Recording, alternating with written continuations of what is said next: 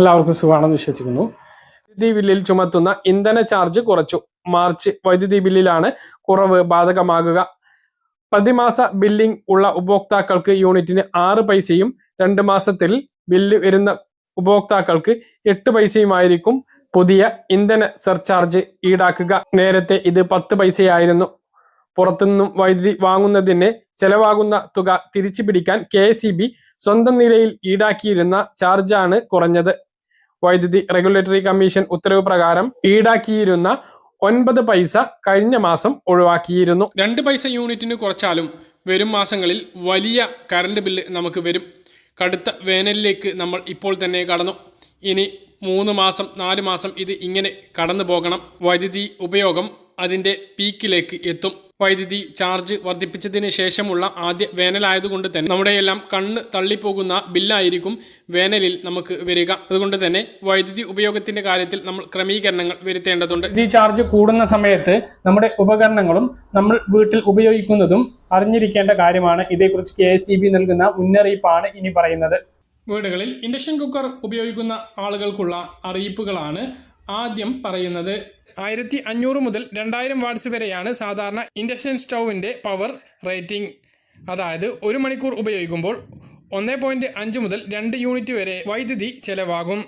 അതിൽ കൂടുതൽ നേരം പാചകം ചെയ്യേണ്ട ആളുകൾക്ക് ഇൻഡക്ഷൻ കുക്കർ അനുയോജ്യമല്ല എന്ന് KSEB അറിയിച്ചു. അതുപോലെ ഇൻഡക്ഷൻ കുക്കറിന്റെ പ്രതലത്തിൽ കാണിച്ചിരിക്കുന്ന വൃത്തത്തിനേക്കാൾ കുറഞ്ഞ അടിവട്ടമുള്ള പാത്രം മാത്രം ഉപയോഗിക്കുക.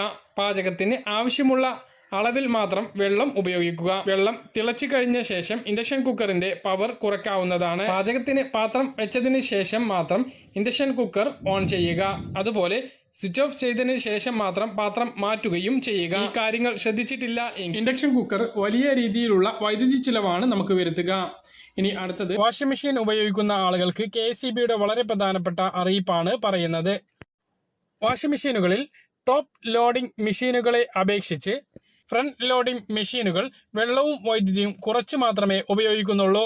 അതുകൊണ്ട് തന്നെ ഇത്തരം മെഷീനുകൾ ഉപയോഗിക്കുമ്പോൾ വൈദ്യുതി ചാർജ് കുറവ് വരുന്നു. അതുപോലെ വെള്ളം ചൂടാക്കി ഉപയോഗിക്കുന്ന തരം വാഷിംഗ് മെഷീനുകളുണ്ട്. അത്തരം വാഷിംഗ് മെഷീനുകൾ വൈദ്യുതി ചിലവ് ഇരട്ടിയാക്കുന്നുണ്ട്. അതുപോലെ വാഷിംഗ് മെഷീൻ ഉപയോഗിക്കുമ്പോൾ നിർദ്ദേശിക്കുന്ന പൂർണ്ണ ശേഷിയിൽ തന്നെ പ്രവർത്തിപ്പിക്കാൻ വേണ്ടി ശ്രദ്ധിക്കുക. ഇനി ഫ്രിഡ്ജ് ഉപയോഗിക്കുന്ന ആളുകൾ ശ്രദ്ധിക്കേണ്ട വളരെ പ്രധാനപ്പെട്ട കാര്യങ്ങളാണ് പറയുന്നത്. റെഫ്രിജറേറ്റർ ഉപയോഗിക്കുമ്പോൾ ഊർജം ലാഭിക്കാം, ലാഭം നേടാം എന്ന തലവാചകത്തോടു കൂടിയാണ് KSEB ഇപ്പോൾ ഈ അറിയിപ്പ് ഉപഭോക്താക്കളുമായി പങ്കുവച്ചിട്ടുള്ളത്. ഇതിലെ ഓരോ കാര്യത്തെക്കുറിച്ചും പറയുകയാണ് എങ്കിൽ ഫ്രിഡ്ജ് വാങ്ങുമ്പോൾ ആവശ്യത്തിന് മാത്രം വലുപ്പമുള്ളതും ഊർജ്ജക്ഷമത കൂടിയതുമായ മോഡലുകൾ തിരഞ്ഞെടുക്കുക എന്നാണ് KSEB ഓർമ്മിപ്പിക്കുന്നത്. 4 പേർ അടങ്ങിയ ഒരു കുടുംബത്തിന് 165 ലിറ്റർ ശേഷിയുള്ള ഫ്രിഡ്ജ് മതിയാകും.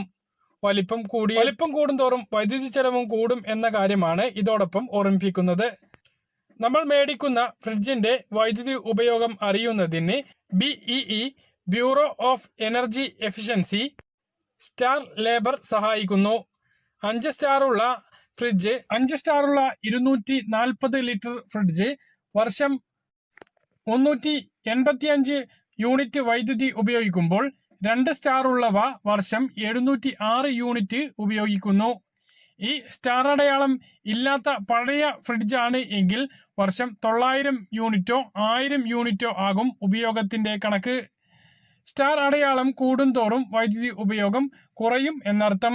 കൂടുതൽ സ്റ്റാർ ഉള്ള ഫ്രിഡ്ജ് വാങ്ങുന്നതിന് വേണ്ടി അധികം ചെലവഴിക്കുന്ന തുക തുറന്നു വരുന്ന മാസങ്ങളിലെ വൈദ്യുതി ബില്ലിൽ കുറഞ്ഞു കിട്ടും. ഇനി വീട്ടിൽ ഫ്രിഡ്ജ് ഉപയോഗിക്കുമ്പോൾ നേരിട്ട് ശ്രദ്ധിക്കേണ്ട വളരെ പ്രധാനപ്പെട്ട ചില കാര്യങ്ങളാണ് പറയുന്നത്. ഇതിൽ ഒന്നാമത്തേത് ഫ്രിഡ്ജ് വെച്ചിരിക്കുന്ന സ്ഥലത്ത് ഫ്രിഡ്ജിന് ചുറ്റും വായു സഞ്ചാരം ഉറപ്പാക്കണം. ഇതിനായി ഭിത്തിയിൽ നിന്നും 4 ഇഞ്ചെങ്കിലും അകലം ഉണ്ടായിരിക്കണം. രണ്ടാമതായി ഫ്രിഡ്ജിന്റെ വാതിൽ ഭദ്രമായി അടഞ്ഞിരിക്കണം. ഇതിനായി വാതിലിലുള്ള റബ്ബർ ബീഡിംഗ് കാലാകാലം പരിശോധിച്ച് പഴക്കം ചെന്നാൽ അത് മാറ്റേണ്ടതാണ്. ആഹാര സാധനങ്ങൾ ചൂടാറിയതിന് ശേഷം മാത്രം ഫ്രിഡ്ജിലേക്ക് വെക്കുക.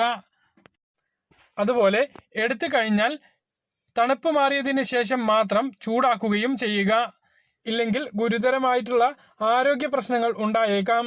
കൂടെക്കൂടെ ഫ്രിഡ്ജിന്റെ വാതിൽ തുറക്കുന്നത് ഊർജ്ജ നഷ്ടമുണ്ടാക്കും. റെഫ്രിജറേറ്റർ കൂടുതൽ നേരം തുറന്നിടുന്നത് ഒഴിവാക്കാനായി ആഹാര സാധനങ്ങൾ അടുക്കോടെയും ചിട്ടയോടെയും ഒരു നിശ്ചിത സ്ഥലത്ത് വെക്കുക. കാലാവസ്ഥക്കനുസരിച്ചും ഉള്ളിലെ സാധനങ്ങളുടെ അളവ് അനുസരിച്ചും തെർമോസ്റ്റാറ്റ് ക്രമീകരിക്കണം. ഫ്രിഡ്ജിൽ ആഹാര സാധനങ്ങൾ കുത്തിനിറച്ച് ഉപയോഗിക്കുന്നത് വൈദ്യുതി ചിലവുണ്ടാക്കും.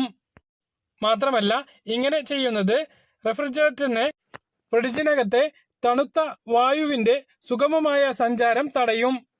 ആ കാരണം കൊണ്ട് തന്നെ ആഹാര സാധനങ്ങൾ കേടുവരാനുള്ള സാധ്യത കൂടുതലാണ്. ആഹാര സാധനങ്ങൾ അടച്ചു മാത്രം ഫ്രിഡ്ജിൽ സൂക്ഷിക്കുക.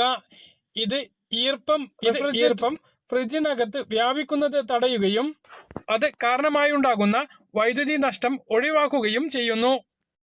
അതുപോലെ ഫ്രിഡ്ജിൽ ഐസ് കൂടുതൽ കട്ട പിടിക്കുന്നത് ഊർജ നഷ്ടമുണ്ടാക്കും. അതിനാൽ ഫ്രിഡ്ജിന്റെ കമ്പനി മാനുവൽ നിർദ്ദേശിച്ചിട്ടുള്ളതിനനുസരിച്ച് സമയക്രമത്തിൽ ഫ്രീസറിനകം ഡീഫ്രോസ്റ്റ് ചെയ്യുക. അപ്പോൾ ഫ്രിഡ്ജുള്ള ആളുകളെല്ലാം ഇത്രയും കാര്യങ്ങൾ ശ്രദ്ധിക്കുകയാണ് എങ്കിൽ കമ്പനി പറഞ്ഞിട്ടുള്ള അതേ വൈദ്യുതി നഷ്ടം തന്നെ ഉണ്ടാകൂ, അല്ലെങ്കിൽ അതിൽ കൂടുതൽ ചിലവുണ്ടാകും. വൈദ്യുതി ബിൽ കൂടി വരുന്ന സാഹചര്യത്തിൽ നമ്മുടെ വീട്ടിലെ ഒരു മുഖ്യ വൈദ്യുതി തീനിയായിട്ടുള്ള ഫ്രിഡ്ജിന്റെ കാര്യത്തിൽ ഇത്രയും കാര്യങ്ങൾ പൂർണ്ണമായും ശ്രദ്ധിക്കേണ്ടതാണ്. ഇതുപോലുള്ള ഇൻഫർമേഷൻ ലഭിക്കാൻ ചാനൽ സബ്സ്ക്രൈബ് ചെയ്യുക, ബെല്ലൈക്കൺ എനേബിൾ ചെയ്ത് വെക്കുക. മറ്റൊരു വീഡിയോ